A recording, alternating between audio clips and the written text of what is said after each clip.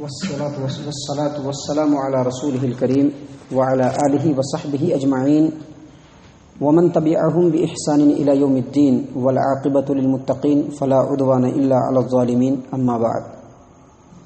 عن ابن عباس رضي الله عنهما قال قال رسول الله صلى الله عليه وسلم في الميت اغسلوه بماء وسدر وكفنوه بثوبيه ولا تخمروا رأسه ولا تحنطوه فإنه يبعث يوم القيامة ملبيا. رواه البخاری فی کتاب الحج. سامعین کرام، صحیح البخاری کتاب الحج باب المحرم یموت بعرفہ حدیث نمبر 1849 یعنی 1849 نمبر کی روایت صحیح البخاری کی، اور اس کے علاوہ صحیح مسلم کے اندر بھی یہ روایت ہے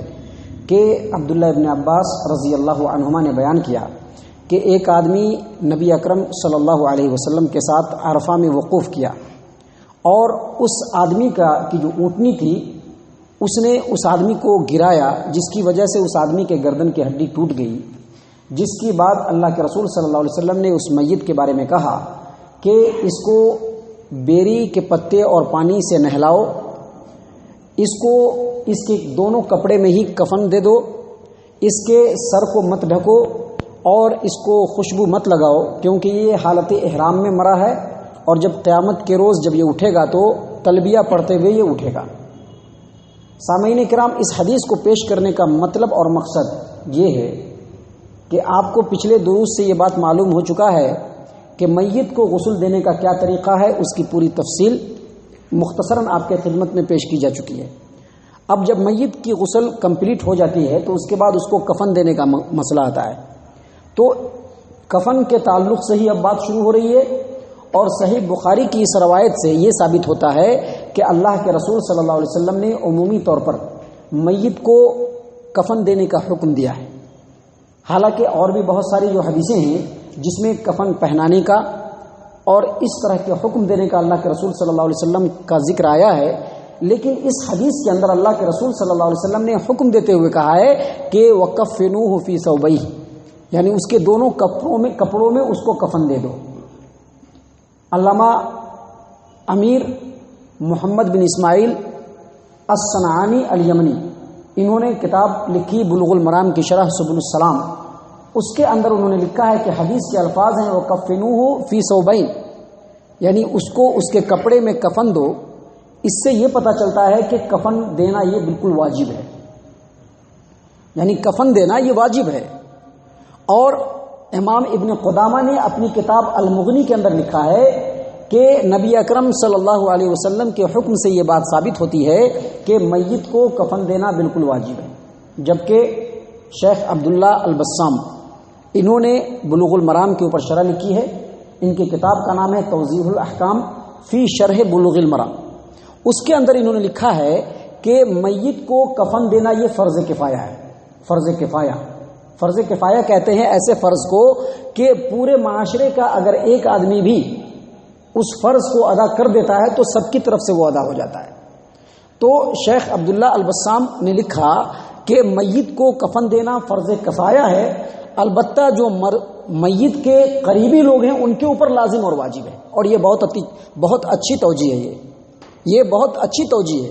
کیونکہ کفن دینا واجب کس کے لیے ہوگا؟ جو میت کے قریبی ہوں گے، جو اس کے ورثہ ہوں گے. لہذا میت کو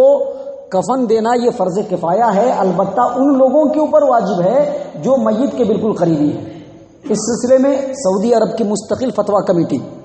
اس کے زیر نگرانی کتاب نکلی فتاوی اللجنۃ الدائمہ للافتاء والارشاد. مستقل فتویٰ کمیٹی کے اندر یہی فتویٰ دیا گیا ہے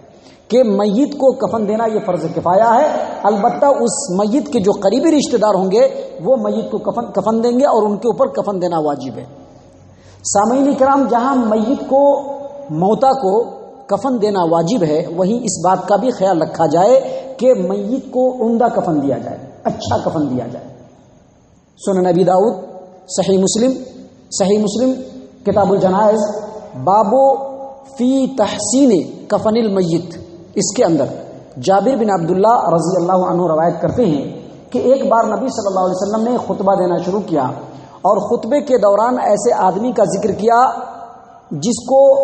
معمولی کفن دیا گیا تھا، حقیر کفن دیا گیا تھا، کم ترین کفن دیا گیا تھا، یعنی ایسا کفن تھا جس سے اس کا پورا جسم جو ہے وہ ڈھک نہیں رہا تھا۔ اللہ کے رسول صلی اللہ علیہ وسلم نے اس آدمی کے بارے میں فرمایا کہ اس کو حقیر کفن دیا گیا اور مغرب کے وقت بعد اس کو دفن کیا گیا۔ اللہ کے رسول صلی اللہ علیہ وسلم نے ڈانٹا کہ دیکھو کسی بھی میت کو مغرب کے بعد نہ دفنایا جائے، ہاں اگر بالکل مجبوری ہو ایسی حالت میں مغرب کے بعد دفن کیا جا سکتا ہے، یا پھر جس میت کے جنازے کی نماز ادا کر دی گئی ہو اس کو مغرب کے بعد دفنایا جا سکتا ہے، باقی دوسرے میت کو بغیر کسی عذر کے مغرب کے بعد دفن نہ کیا جائے۔ اور اس کے بعد نبی صلی اللہ علیہ وسلم نے فرمایا کہ جب تم اپنے بھائی کو کفن دو تو اچھا کفن دو، عمدہ کفن دو۔ سامعین کرام، اس حدیث کے اندر جو عمدہ کفن کی جو بات آئی ہے اس کا مطلب یہ نہیں ہے کہ بہت قیمتی ہو، مطلب یہ ہے کہ صاف ستھرا ہو، موٹا ہو، اتنا کشادہ اور چوڑا ہو جس میں میت کو اچھی طریقے سے کفن کیا دیا جا سکے، اس کا پورا جسم ڈھک جائے۔ علامہ نووی المنہاج جو صحیح مسلم کی شرح ہے اس کے اندر علامہ نووی لکھتے ہیں کہ عمدہ اور بہترین کفن دینے کا یہ مطلب نہیں ہے کہ کفن کے اوپر فضول خرچی کیا جائے اور قیمتی سے قیمتی کفن لایا جائے، بلکہ عمدہ کفن کا مطلب یہ ہے کہ کفن صاف ستھرا ہو، موٹا ہو، کشادہ ہو اور اتنا چوڑا ہو جس میں میت پورے طور پر ڈھک جائے۔ اور ساتھ ہی ساتھ علامہ نووی نے یہ بھی فرمایا کہ میت کو جو کفن دیا جائے گا وہ اپنی زندگی میں جو کپڑا پہنتا تھا اسی جنس سے دیا جائے گا، اس سے قیمتی بھی نہیں دیا جائے گا اور اس سے معمولی بھی نہیں دیا جائے گا۔ لیکن سامعین کرام، یہاں پر رک کر کے میں صحیح قول بتلانا چاہتا ہوں جس کو عام علماء اور محدثین نے بیان کیا ہے، جس میں سے سرفہرست محدث العصر علامہ البانی رحمہ اللہ اپنی کتاب احکام الجنائز و بدعہا کے اندر علامہ نووی نے جتنی باتیں کہی ہیں سب انہوں نے لکھا ہے۔ عمدہ کفن کا مطلب یہ نہیں ہے کہ اس کے اندر فضول خرچی ہو، عمدہ کفن کا یہ مطلب بھی نہیں ہے کہ کفن بالکل قیمتی ہو، بلکہ کفن جو ہو وہ صاف ستھرا ہو، موٹا ہو، کشادہ ہو۔ لیکن علامہ البانی نے یہ کہا ہے کہ میت کو کفن اسی طرح کا دیا جائے جیسا وہ اپنی زندگی میں پہنتا تھا۔ اس کے اوپر کوئی دلیل موجود نہیں ہے، کوئی دلیل موجود نہیں ہے۔ اس کے لیے دلیل ہونا ضروری ہے۔ کفن بالکل صاف ستھرا ہو، عمدہ ہو، موٹا ہو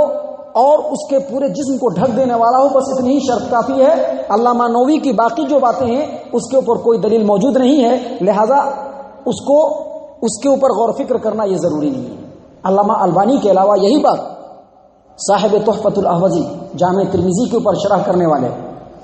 تحفۃ الاحوذی ان کی کتاب ہے، مبارک پور ہندوستان کے رہنے والے عبد الرحمن مبارک پوری رحمہ اللہ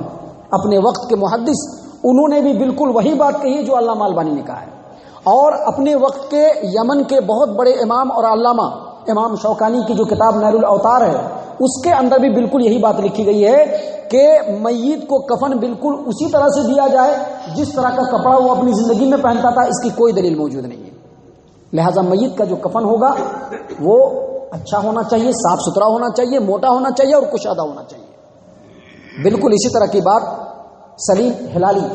انہوں نے اپنی کتاب موسوعہ المناہی الشرعیہ کے اندر بھی لکھا ہے کہ میت کو جو کفن دیا جائے گا وہ اچھا ہونا چاہیے، صاف ستھرا ہونا چاہیے، موٹا ہونا چاہیے، کشادہ ہونا چاہیے، جس میں اس کا پورا جسم ڈھک جائے اور سر بھی ڈھک جائے، لیکن جو حالت احرام میں جس کی وفات ہوگی اس کے سر کو نہیں ڈھانکا جائے گا، کیونکہ اس کا حکم اس سے بالکل الگ ہے۔ سامعین کرام، میت کے کفن کے تعلق سے مختصراً پہلا حصہ آپ کی خدمت میں پیش کیا گیا۔ انشاءاللہ اس سلسلے میں اور بھی بہت ساری باتیں جو پوری دلیل کے ساتھ علماء سلف کے اقوال کی روشنی میں آپ کی خدمت میں پیش کی جائے گی۔ مقصد صرف یہ ہے کہ یہ جو علم اللہ کے رسول صلی اللہ علیہ وسلم نے اپنی امت کو دیا ہے اس سے ہم لوگ آشنا ہوں، اس سلسلے میں کچھ سیکھنے کی کوشش کریں اور اس کے اوپر عمل کرنے کے بعد دوسروں کو بھی اس سے فائدہ پہنچانے کی کوشش کریں۔ اللہ تبارک و تعالی ہم تمام کے کوششوں کو شرف قبولیت سے نوازے، آمین یا رب العالمین۔ وما علینا الا البلاغ المبین۔